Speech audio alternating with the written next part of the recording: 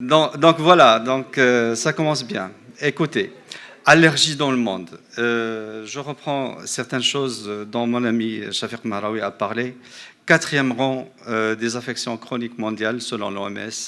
50 à 80% des asthmes sont d'origine allergique, maintenant tout le monde est d'accord. 7 ans d'errance médicale dans des pays développés comme la France, et c'est beaucoup. 200, c'est le nombre de professionnels exerçant l'allergologie au Maroc, donc pour plus de 8 millions de patients allergiques, si on prend donc le pourcentage d'à peu près 30%, une personne sur 3 qui est allergique, soit un allergologue pour 40 000 patients. Donc c'est très peu, et d'où donc notre attachement à la formation des allergologues marocains. Je vais en parler plus tard. Donc regardez ces chiffres, ils nous interpellent. 3% en 1970, il y a 50 ans. Et aujourd'hui, 30%, c'est-à-dire que le nombre d'allergiques a été multiplié par 10 en 50 ans. Oui, c'est ça. Et les prévisions, c'est 50% de personnes allergiques dans le monde, une personne sur deux, en 2050. Regardez la courbe, elle est exponentielle, je vous laisse deviner. Donc, à la fin des années 60, on a parlé d'épidémie de l'asthme. Donc, avec un pic qui a été atteint en 95-2000. Les allergies saisonnières à divers pollens n'ont cessé d'accroître en un siècle, touchant aujourd'hui 20 à 30% des adultes. Les allergies alimentaires chez les enfants ont augmenté de 50% entre 1997 et 2011. Regardez ce tableau donc, relatant les allergies alimentaires dans différents pays comme les États-Unis et l'Australie. Aux États-Unis, on compte 8% d'enfants américains qui ont des allergies alimentaires, dont 40% sont allergiques à plusieurs aliments. L'allergie aux arachides a augmenté de 21%.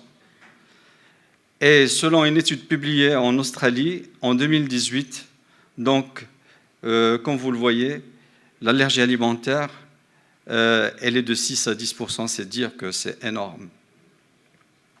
Et là, j'ai demandé à mon ami Khalid Bouti, que je remercie, de me sortir ce graphique de PubMed. Et vous voyez que, donc on parle de Covid et allergies, les 3 dernières années, vous voyez la progression des publications sur le sujet qui a augmenté de manière très significative. Alors, Shafiq vous en parlait, donc des raisons pour lesquelles ces allergies augmentent. Alors, cette étude suédoise montre que le risque d'être allergique pour les enfants qui sont prématurés et qui naissent par césarienne augmente de 21%. Chez ces nouveau-nés, pourquoi? Parce qu'on pense qu'ils n'ont pas eu ce contact avec le microbiote vaginal dont parlait si bien notre ami Shafiq Marawi. Donc voilà. L'anaphylaxie, au Canada, Jamila pourra en témoigner peut-être, le nombre de personnes à qui on a prescrit un stylo auto-injecteur d'adrénaline a augmenté de 64% entre 2006 et 2015. Le nombre de Canadiens qui se sont rendus dans une salle des urgences pour une réaction anaphylaxique a doublé pour la même période. Et là, vous avez une idée sur le pourcentage des visites, du taux de visite de services d'urgence liés à l'anaphylaxie entre 2007-2008 jusqu'à 2013-2014. Et vous voyez le graphique, il se passe de tout commentaire. Et là aussi, par rapport à la prescription, donc selon l'âge, et vous voyez que la population infantile, c'est la population chez qui on prescrit le plus d'auto-injecteurs d'adrénaline. Les allergies respiratoires sévères, la rhinite allergique et l'asthme allergique, elle n'est pas diagnostiquée, contrairement à ce qu'on pourrait penser, précocement, ni traitée correctement. Elle peut s'aggraver et prédispose à l'apparition d'une forme sévère invalidante. Dans 50 à 80% des cas, les asthmes sont d'origine allergique. Il y a de nouvelles formes d'allergies respiratoires, plus complexes, multifactorielles. Les polyallergies, c'est-à-dire des allergiques à plusieurs allergènes. Des maladies complexes. Donc, comme l'a rappelé le professeur Marawi et Johanna Witt ce matin, les patients polyallergiques, notamment alimentaires et respiratoires, ont un risque de développer un asthme sévère. Le risque de choc anaphylactique alimentaire est également plus élevé chez les patients asthmatiques que chez les autres patients. Quelles sont les raisons? Donc, je reprends un petit peu ce qui a été dit.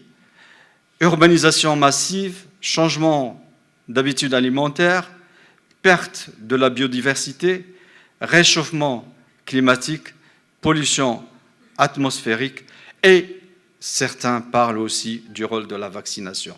On immunise trop le système immunitaire de l'enfant, il est trop dirigé donc, vers... Il est en repos. Il est en repos, donc on ne le laisse pas fonctionner, donc, et il va se diriger contre d'autres allergènes alimentaires, médicamenteux, etc. Alors, l'allergie, ça peut être un fardeau très lourd. Pourquoi? Parce qu'elle peut entraîner des troubles de comportement, le sommeil perturbé, fatigue, troubles de la concentration, difficultés scolaires chez les enfants, détérioration de la vie sociale et professionnelle, échec scolaire, 76% d'impact négatif de l'allergie sur les performances professionnelles. Plus l'allergie respiratoire est sévère, plus la dégradation de la qualité de vie est importante. Les patients dont l'asthme est moins bien contrôlé et le plus sévère avaient un score de qualité de vie nettement diminué. 70% des patients allergiques respiratoires aux acariens en France ont renoncé à une activité en raison de leur allergie. Ça, c'est des chiffres qui sont vérifiés. Les allergies respiratoires sont la première cause de perte de productivité dans le monde, devant les maladies cardiovasculaires. Alors maintenant, quelle est la place du praticien allergologue au Maroc dans la prise en charge des malades allergiques au temps du Covid? Je vais vous parler un petit peu de mon expérience. Alors, tout a été déclenché en fait par ces recommandations du ministère de la Santé. Et dans ces recommandations par rapport à la vaccination, on a dit que les patients qui étaient allergiques et qui ont fait un choc anaphylaxique étaient interdits de vaccination et boum, tout a été déclenché. On est revenu un petit peu en arrière et on a considéré que seuls les malades qui avaient un choc anaphylaxique ou un œdème de Quincke et antécédents de réaction allergique au vaccin étaient interdits de vaccination. Mais en fait, ces recommandations auxquelles on a réagi, certains d'entre vous ont suivi donc le communiqué de la Maforcal et notre position par rapport à ça. Donc en fait, nous, on n'était pas tout à fait d'accord avec ces recommandations parce qu'il fallait les nuancer. Alors, on va voir quelles sont les contre-indications pharmaceutiques du laboratoire. Alors, que dit Sinopharm? Sinopharm, et ça, on ne peut pas contredire le laboratoire qui produit le vaccin. Il mentionne qu'en cas d'antécédent allergique systémique grave, il ne précise pas à quoi. Accident systémique grave, c'est interdit, c'est contre-indiqué. Antécédent de réaction allergique à une dose précédente du vaccin, ça on peut comprendre. Individu avec épilepsie non contrôlée et antécédent de syndrome de Guillain-Barré, ça c'est pour le Sinopharm. Les effets indésirables, je ne vais pas en parler parce que ce sont les effets indésirables qui ne sont pas d'ordre allergique spécialement, quoique ça prête à confusion. Pour AstraZeneca, là aussi, on remarque que le laboratoire interdit la vaccination pour les gens qui ont des antécédents de réaction allergique systémique grave. Et, bien entendu, ceux qui ont réagi à une première dose de vaccin. Pour Pfizer et BioNTech, là aussi, mais c'est plus nuancé, des antécédents de réaction anaphylactique au premier plan, aux composants du vaccin. Et ça peut... on est plus dans l'allergie. Hein. Et là aussi, quand même, dans la deuxième ligne, ils mettent un antécédent de choc anaphylactique et œdème de Kuhn. Personne de moins de 12 ans, grossesse pendant le premier trimestre et complications post-vaccinales sévères après vaccination de la première dose. Ça se comprend. Janssen, là aussi, c'est pareil que Pfizer. Alors, que dit le WAO, la World Allergy Organization? Donc, précaution particulière en jaune et interdiction en rouge. Alors, précaution particulière quand il y a une histoire d'allergie immédiate à différentes drogues, médicaments, classes, notamment si ces drogues contiennent le polyéthylène-glycol. Histoire d'anaphylaxie, là aussi, j'entends bien, précaution, pas interdiction. Histoire d'anaphylaxie au vaccin parental monoclonal ARN et histoire d'anaphylaxie idiopathique ou une mastocytose, hein, dont nous parlera samedi Joanna Witt. Alors, qu'est-ce qu'il faut faire? Il faut évaluer le risque, surtout par rapport au polyéthylène-glycol, et considérer donc l'allergie et garder le patient en observation pendant 30 minutes et informer donc le patient des recommandations et peut-être faire un pré-traitement, donc une prémédication aux anti-H1, mais qui n'est pas confirmée. Mais par contre, quand il y a une réaction allergique à la première dose, là, c'est une interdiction. Quand il y a eu une réaction allergique à un vaccin ARN, c'est interdit, ou une réaction allergique à un des composants du vaccin. Là aussi, ça se comprend. Alors, il ne faut pas vacciner. Idéalement, différer la vaccination, mais ne pas la contre-indiquer. Proposer un autre vaccin qui est fait d'un autre constituant. Alors, ça, c'est les recommandations françaises qui rejoignent un petit peu ce que dit la WAO. Donc, en cas d'antécédent d'allergie immédiate à un des composants du vaccin, c'est contre-indiqué, il ne faut pas vacciner. Et en cas d'antécédent de réaction immédiate après une première injection d'un vaccin à ARN. Donc, il faut adresser à un allergologue qui va vérifier si le patient est exposé depuis sans problème à un médicament principalement injectable qui contient le polyéthylène-glycol ou ses dérivés, le polysorbate. En cas de doute sur un médicament identifié, il faut réaliser des tests cutanés, mais ça a été revu cette position parce que les tests cutanés ils ne sont pas très, très pertinents. Hein. Et après réaction à un premier vaccin Covid, indication de tests cutanés réalisés des prics ou des IDR, voire des prics en cas de test positif. Donc le patient n'est pas éligible à la vaccination. En cas de test négatif, la vaccination peut être fractionnée sous surveillance pendant 30 minutes. Mais regardez bien, mon message, c'est ça. Hein. C'est en vert. Pour tout autre antécédent allergique, la vaccination est normale, il n'y a pas de contre-indication. Et c'est ce qu'on a dit depuis le départ. Alors, je vais passer rapidement. Donc, les composants du vaccin, le Sinopharm, c'est l'hydroxyde d'aluminium. Le Pfizer, c'est le polyéthylène-glycol 2000. Et retenez bien 2000. Hein, parce que la plupart des médicaments, c'est beaucoup plus que ça. Moderna, c'est le polyéthylène-glycol. Et l'AstraZeneca, c'est le polysorbate 80. Le Johnson, c'est le polysorbate 80. Alors, les centres de vaccination sont équipés de moyens pour contrecarrer une réaction anaphylaxique. Ils ont de l'adrénaline et ils ont un schéma de traitement des anaphylaxies. Alors, quel est l'agent en cause? Alors, pour ce qui est de Pfizer, c'est le polyéthylène-glycol 2000.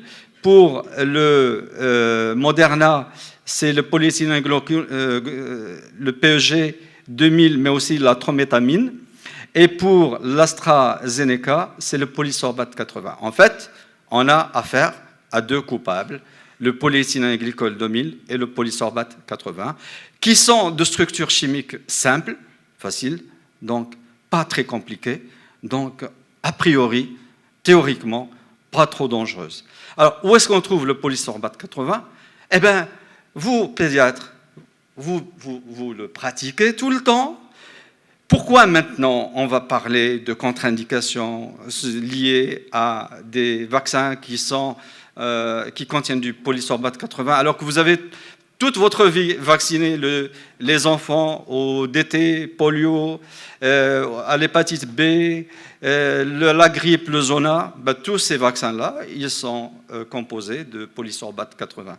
Il y en a dans les médicaments, il y en a dans les aliments sous forme de E433, et il y a des réactions croisées possibles entre le polysorbate 80 et le polyéthylène glycol.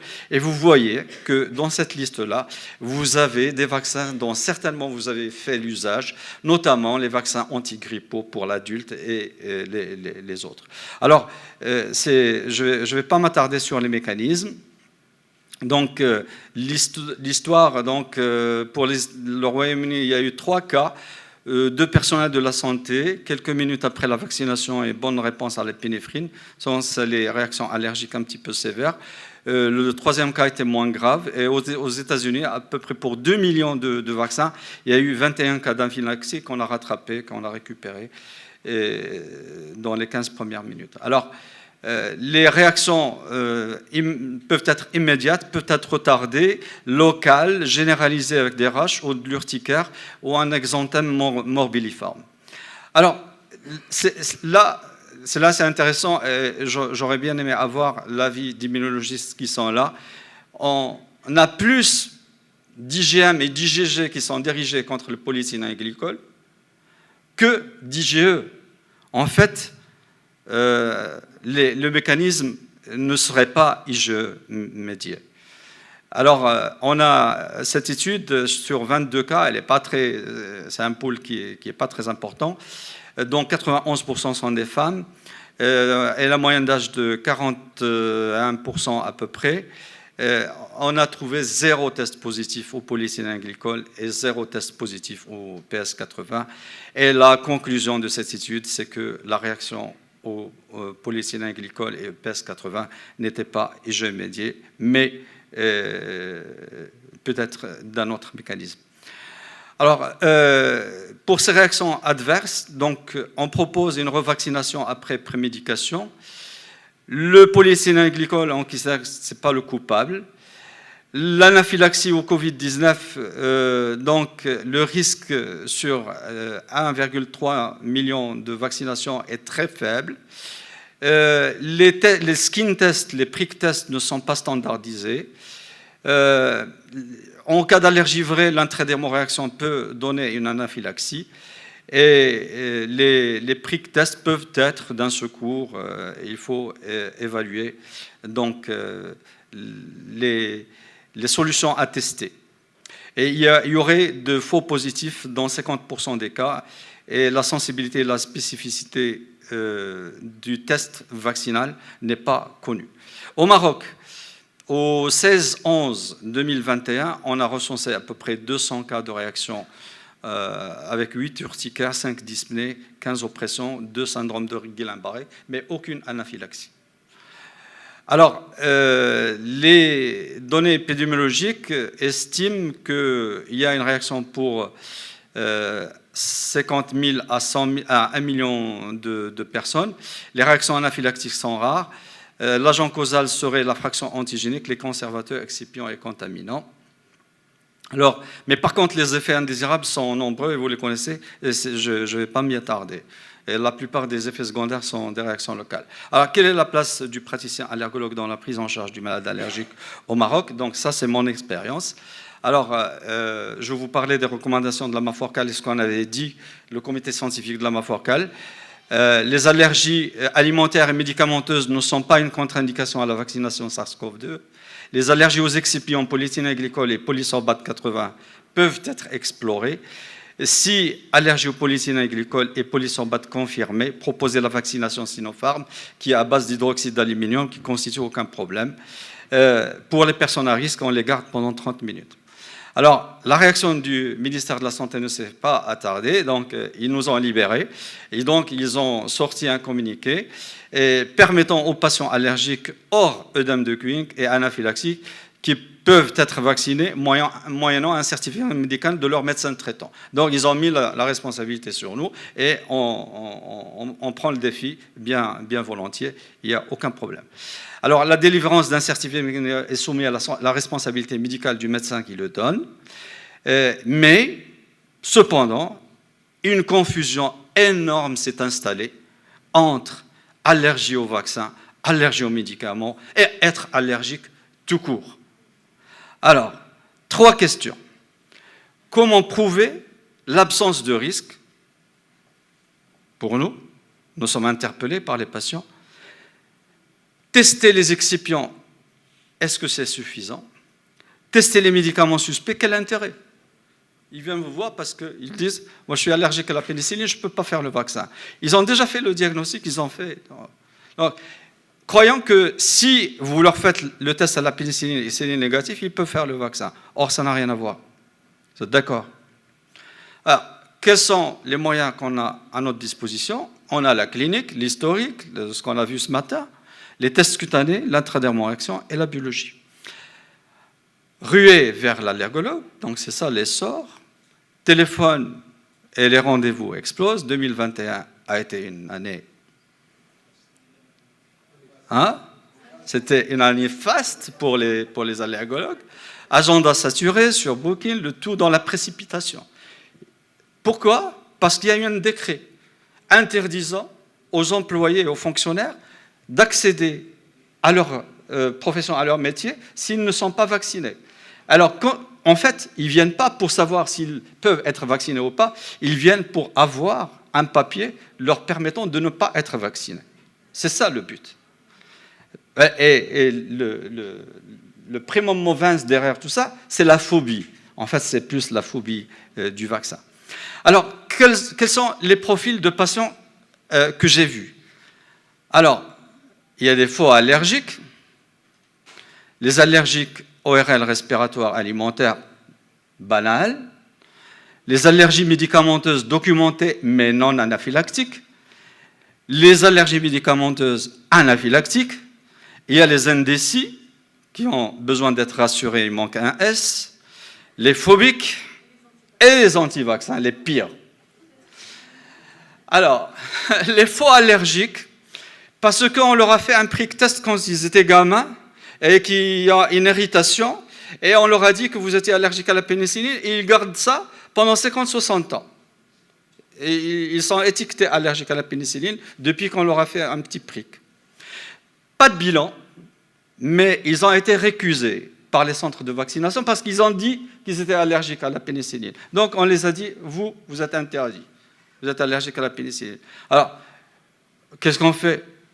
On fait quoi? Il faut les rassurer, vous faites un petit bilan qui est négatif, vous les autorisez à se faire vacciner, et généralement ça passe, et il n'y a pas de problème. Les allergiques ORL respiratoires alimentaires, vous devinez bien qu'il n'y a aucune raison de ne pas les vacciner. Aucune raison, c'est des terrains atopiques ou pas atopiques, mais là aussi, normalement, il n'y a pas de bilan à faire et vous les autorisez à se faire vacciner. Alors, les allergies médicamenteuses documentées mais non anaphylactiques. Non, c'est pareil. On a vu que c'était le polyéthylène glycol, le polysorbate 80. Et s'ils font des intolérances à l'aspirine ou au paracétamol, aux INS, il n'y a pas de raison. Il n'y a pas de paracétamol, d'INS ou de pénicilline dans le vaccin. Normalement, ils sont autorisés à se faire vacciner, mais il faut leur expliquer. Généralement, ils comprennent. Alors là, c'est plus difficile. Allergie médicamenteuse anaphylactique, pourquoi c'est difficile? Parce que le laboratoire, il le met. Et là, je comprends les réserves et les recommandations du ministère de la Santé. Puisque le laboratoire qui produit le vaccin, il vous met dans sa notice qu'il ne faut pas vacciner les gens qui ont des antécédents anaphylactiques médicamenteux. Et là aussi, bien que pour nous, ce n'est pas convaincant, qu'on fasse des bilans avec excipients négatifs et qu'on les autorise à vacciner, ils souhaitent quand même explorer leur sensibilité aux médicaments. Et là, c'est extraordinaire ce que ça a explosé comme demande d'exploration des allergies médicamenteuses. Énorme. Et quand vous avez une histoire clinique qui ne tient pas la route, vous pouvez ne pas explorer, aller directement au test de provocation orale, si vous êtes sûr de votre fait. Et là, vous évitez donc une perte de temps et vous leur montrez qu'ils ne sont pas allergiques aux médicaments. Alors les indécis qui ont besoin d'être rassurés, là aussi il n'y a pas de bilan normalement, et on leur donne un certificat médical les autorisant à... Alors là, les phobiques, c'est des gens qui sont difficiles. Ils ont peur du vaccin. Pas parce que le vaccin va leur donner des allergies, mais parce que ça les rend stériles, on leur a mis une puce dedans, parce qu'il y a énormément de choses, énormément dans l'imaginaire, vous savez tout ce qu'on a dit. Et bien que le bilan est négatif, ils souhaitent quand même l'exemption, mais ça c'est à vous de voir si vous leur donnez ou pas l'exemption. Alors les anti-vaccins, alors ceux-là, je ne sais pas comment vous faites, mais pour moi c'est les pires, c'est les plus difficiles.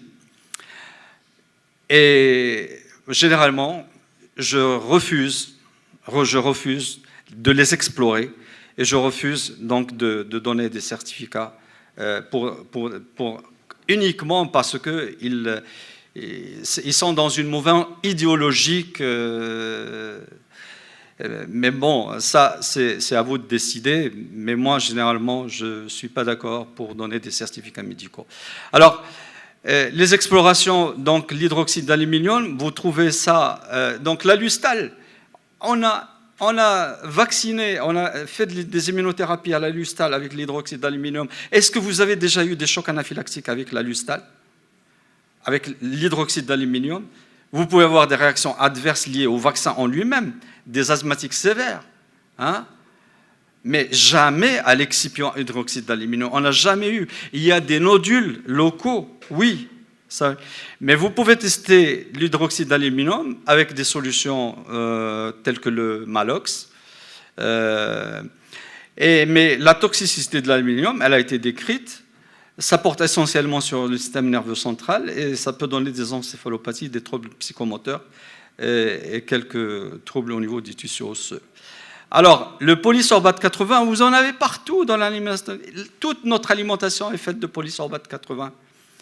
C'est un émulsifiant qui est devenu omniprésent dans les produits alimentaires. Et on peut le tester via le Vitabac Colir, l'Umex nasal ou les Canacor retard. Vous pouvez le tester. Et vous avez même le polysorbate 80 pur que vous pouvez acheter au Maroc. Ça coûte, voilà, vous avez le prix, 135 grammes. Voilà. Donc ça existe. Et là, vous pouvez faire des prics avec le polysorbate 80. Pour le Pfizer, le polyéthylène glycol, alors c'est 2000. Là aussi, il est partout. On le retrouve dans des crèmes du visage, du corps, des crèmes à raser, les shampoings, les après-shampoings, les savons, les dentifrices. On a le polyéthylène glycol tout le temps dans notre vie. On l'utilise quotidiennement tous les jours. Est-ce qu'il y a des problèmes? Non. Il n'y a pas de problème. Et celui qu'on a dans le Pfizer, dans le BioNTech, il est à 2000. Alors que les prick tests qu'on fait, avec le Colopeg, le Forlax, le Fortans, ils sont à minimum 4000. Alors, mes résultats, mais là, ça ne tient pas. C'est juste mon expérience personnelle. J'ai répertorié un petit peu 485 patients explorés, dont la majorité sont des femmes, 77%, et 22%, donc 78, 22. J'ai trouvé un test positif au polysorbate 80, un test positif au polyéthylène glycol, 0 à l'hydroxyde d'aluminium. Donc, il y avait 60 sur 485 qui étaient non éligibles, pas à cause de l'exploration cutanée, mais à cause des interdictions qui sont imposées généralement par le laboratoire, parce qu'ils ont des chocs anaphylactiques ou des antécédents de dame de Queen, etc. C'est pour suivre l'AMM. Les raisons non légitimes, pathologie allergique sévère, polysensibilisée, les enjeux d'un récidivant grave, anaphylaxie médicamenteuse sévère, c'est dans l'AMM, les urticars chroniques spontanés non contrôlés, les toxidermies sévères, raisons sociales, et 2 étudiants qui ont été bloqués parce qu'ils n'étaient pas vaccinés, ils devaient rejoindre leur université, on les a arrêtés.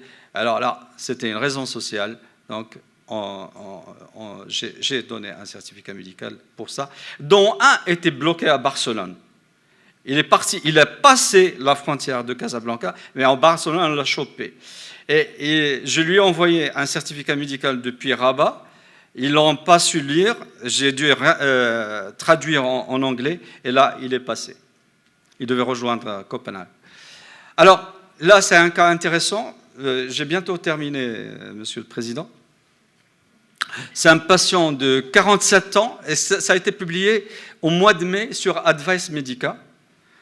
Mais ça, vous allez voir que c'est vraiment très intéressant, l'allergologie, quand on s'y intéresse et quand on fait de la bonne allergologie. C'est un patient de 47 ans qui a des antécédents de syndrome d'apnée du sommeil, un terrain atopique avec eczéma depuis l'enfance et asthme léger, un eczéma de contact allergique à la colophane, allergène majeur du bois, ayant imposé l'arrêt de son métier de charpentier en 2019, il travaille désormais au bureau, et il a une dermatite actinique chronique, forme rare et grave, de photodermatose, diagnostiquée récemment en janvier 2022 par exploration photobiologique. Il n'a pas de traitement au long cours. Il a été vu en consultation d'allergologie en mai pour batterie de patch test aux dermocorticoïdes, suite à des patch tests positifs aux budesonide qu'on retrouve dans la batterie standard européenne. Alors, à cette occasion, a été rajoutée, à tort ou à raison, la réalisation de la batterie de corticoïdes en patch test et en intradermoréaction. Les tests retardés ont retrouvé une sensibilisation retardée aux budesonides et à l'hydrocortisone. Alors, de façon inattendue, les intradermoréactions sont revenues franchement positives en lecture immédiate, à des concentrations non irritantes. Donc, ça a été dilué. Pour le Kenacor, pour le diprostène, pour l'hexatrione et l'hydrocortencil. Alors, par ailleurs, la réalisation des intradermos s'est compliquée d'une urticaire généralisée. Alors, je vous le disais tout à l'heure, les intradermoréactions, pour les allergiques vrais, ça peut être dangereux. Dans les 10 minutes après test, confirmant que cette sensibilisation s'associe à une véritable allergie du patient. Tous les autres corticoïdes testés en intradermo étaient négatifs, notamment le célestane, dexaméthasone, cortencil, hydrocortisone et méthylprednisone. Résultat, la lecture des excipients des corticoïdes qui ont été testés positifs. On met en évidence la présence de polysorbate 80. Finalement, on réalise des tests cutanés qui ont montré la responsabilité du polysorbate 80 en testant le Vitabac Colir, qui contient du polysorbate 80 qui était positif dès le prick test. C'est dire que là, on est en présence d'une allergie vraie. Donc, le patient n'a aucun antécédent de réaction immédiate, et pire encore, il a eu les 3 vaccinations anti-Covid de Pfizer qui contiennent le polyéthylène glycol. Et il n'a rien fait. Il a eu ces vaccinations. Sachant que le polyéthylène glycol peut croiser avec le polysorbate 80, mais avec une excellente tolérance. Toutefois, donc, la survenue d'une urticaire généralisée après les intradermaux aux corticoïdes évoque l'existence actuelle chez le patient d'une authentique allergie aux corticoïdes injectables par sensibilisation au polysorbate 80. Alors, question. Est-ce que vous retenez l'existence d'une allergie au polysorbate? Ça, c'est le médecin qui envoie le cas sur Advice Medica. Voilà ce qu'elle pose comme question. Est-ce que vous retenez l'existence d'une allergie au polysorbate 80 chez le patient? Si oui, quels médicaments contre eux indiqueriez-vous? Uniquement médicaments injectables contenant le polysorbate 80 et autoriser les médicaments oraux.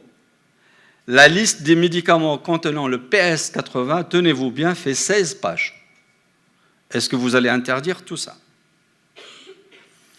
Alors, ils ont prescrit chez le patient une trousse d'urgence, ce qui est rare en matière d'allergie médicamenteuse, parce que quand vous prouvez qu'il s'agit d'une allergie médicamenteuse, vous interdisez le médicament et puis point barre. Faut-il pousser plus loin les investigations, recherche d'une sensibilisation croisée avec le polyéthylène glycol? Et puis, il a une photodermatose actinique grave qui nécessite la prescription d'une biothérapie, le Dupixent, pour le traitement de sa dermatite actinique, très invulnérable. Or, le Dupixent, il contient du polysorbate 80. Alors, est-ce que vous allez faire une réintroduction du Dupixent ou une désensibilisation au Dupixent? Intéressant, non? Alors, réponse de l'expert, Pascal Desmoly, Montpellier. Oui, je retiens le diagnostic d'allergie au PS80 et laisserai la trousse d'urgence, ce qui est exceptionnel en matière d'allergie médicamenteuse, je vous l'ai dit. Nous avons appris qu'avec ces rares allergies aux excipients polyéthylène glycol, PS et carmélose, la voie galénique est importante. Différence. Et là, qui peuvent réagir par voie injectable, ils ne réagissent pas par voie orale.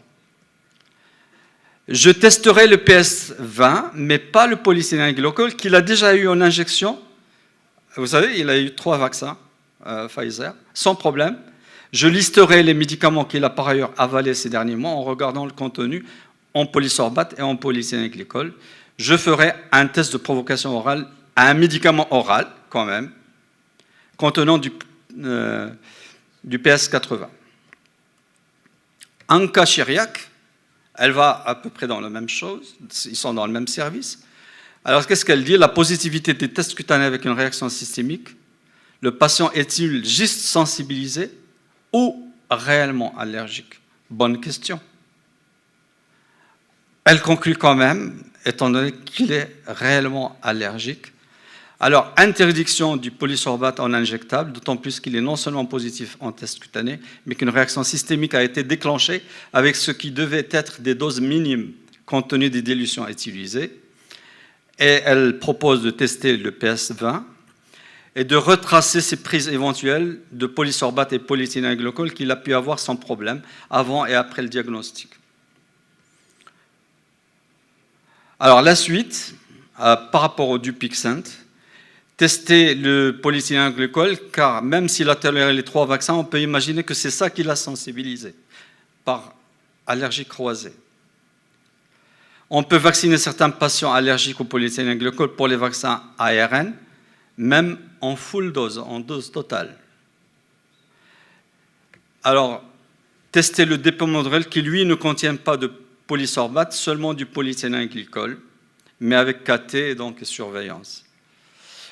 Trousse d'urgence pour l'instant, oui, mais je ne suis pas sûr que cela soit important pour la suite, par la suite, à partir du moment que l'on a vérifié ses tolérances et on a fait ses tests. Alors, le Dupixent, voilà, c'est un anti-interleukine 4 et 13, donc le Dupilumab, dont Jamila vous a parlé ce matin.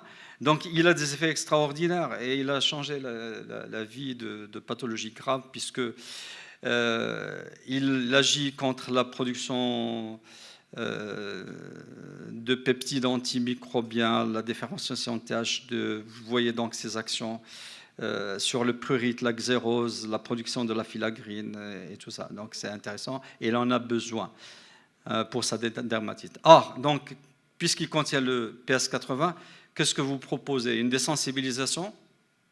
Ce qui fait une allergie vraie. Hein? Alors, Pascal Desmoly, il dit « Je réintroduirai tout médicament injectable contenant le PS80 progressivement, en commençant par 10% de la dose, sous surveillance hospitalière, mais sans désensibilisation. » Pour un cas, elle le ferait très lentement sous forme de désensibilisation. Il existe des protocoles, paraît-il, car il a quand même réagi en test cutané en systémique. Vous voyez qu'il n'y a pas d'interdiction, même s'il est un. Il y a des précautions à prendre, il y a une méthodologie, il y a des protocoles, mais il n'y a pas d'interdiction. Et je vous invite à regarder ça, c'est la dernière plaque, c'est ce que j'ai reçu il y a 3 jours, le 20, lundi dernier. Alors, je ne sais pas si vous arrivez à lire ou pas, je peux vous lire. Alors, je reçois une patiente, elle a 81 ans, elle a été admise pour une cure de cataracte suivie pour hypertension artérielle et problème rhumatismal, et qui rapporte une notion d'allergie multiple. Alors, cataracte prévue sous AG, consultation d'allergologie. Qu'est-ce que vous faites avec ça? Qu'est-ce que vous faites avec ça? Hein? Est-ce que... non, mais ça tombait bien, je voulais vous montrer ça. Ça montre quand même que notre métier d'allergologue, il est méconnu. Si on propose, on nous envoie des patients pour exploration, parce qu'ils ont un terrain atopique, et ils doivent être opérés, et ils vont recevoir des anesthésiques généraux, donc des morphiniques, des curares, des antibiotiques. Qu'est-ce que vous voulez tester? Et puis, je voudrais vous signaler qu'on ne fait pas de test prédictif aux médicaments en matière d'anesthésie générale. Jamais. Jamais. Supposez que quelqu'un qui a besoin d'une intervention urgente et qui vous rapporte qu'il a un antécédent allergique et que vous lui faites des tests au curare qui sont positifs, est-ce que vos tests au curare vous disent qu'il est allergique quand ils sont positifs? Il est seulement sensibilisé. Il a pu être sensibilisé par de la codéine ou par des détergents. Hein? Les tests cutanés ne peuvent pas être faits que sur une histoire clinique. Une histoire clinique, un vécu, des antécédents, quelque chose de réel, de palpable. Voilà. Donc, je pense que nous avons beaucoup à faire, mais déjà, c'est un pas important puisque l'allergologie, elle est maintenant reconnue. Et si cette vague de Covid-19, une des conséquences positives pour l'allergologie, c'est que ça l'a valorisée. C'est que maintenant, tout le monde a peur des allergiques. Sauf peut-être les bons allergologues que vous êtes. Alors, en conclusion, l'allergologue est au centre de la crise de la pandémie Covid-19. Regardez la progression, bientôt 50% de la population allergique. C'est un problème de santé publique. On draine une population très importante, hétéroclite. La pandémie Covid-19 a révélé des pathologies sous-jacentes et des comorbidités, des allergies actuelles et anciennes. Et il y a eu migration vers la surface d'allergies méconnues ou négligées. Et il y a un besoin de régulation et de prise en charge spécifique du malade allergique par l'allergologue et de sensibiliser nos confrères à la spécificité de notre métier et à la pertinence de notre exercice. Nous ne sommes pas des mésothérapeutes, nous sommes des allergologues, des scientifiques. Et quand on prend une décision, elle a valeur, elle est conséquente. Donc c'est très important quand vous dites à quelqu'un qu'il est allergique, on ne peut pas dire ça à la légère. Vous êtes allergique à la pénicilline. Ah non, il faut prouver. Il faut avoir des arguments scientifiques, expliquer et rendre compte. Et l'allergologie, il est temps qu'elle doit être reconnue comme une spécialité à part entière. J'espère que vous en convenez. Et pour terminer, 4e maladie dans le monde, regardez ce graphique, en 2050, 50% de la population mondiale sera allergique. Donc, c'est dire qu'il y a du boulot. Et pour ceux qui ont fait le choix de la formation, ils ont raison. Et la formation a débuté, elle a commencé, c'est parti. Et pour de bon, et c'est une formation solide qu'on vous propose sur 2 ans, avec 300 heures de cours théorique et pratique, et un encadrement par les meilleurs experts, dont certains sont là, des experts internationaux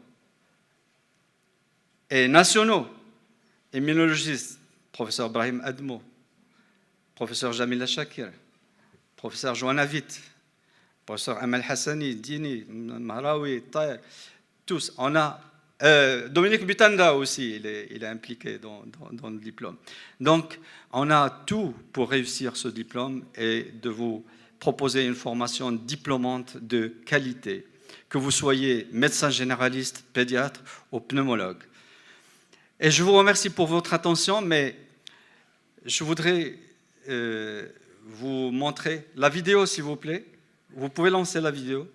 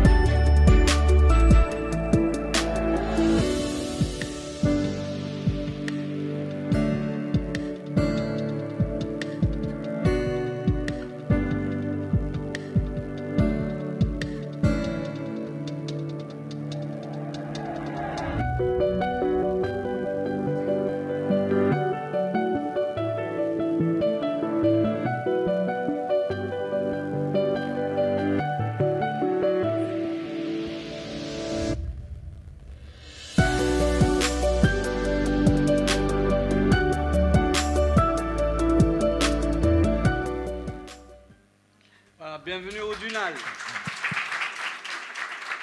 Merci beaucoup.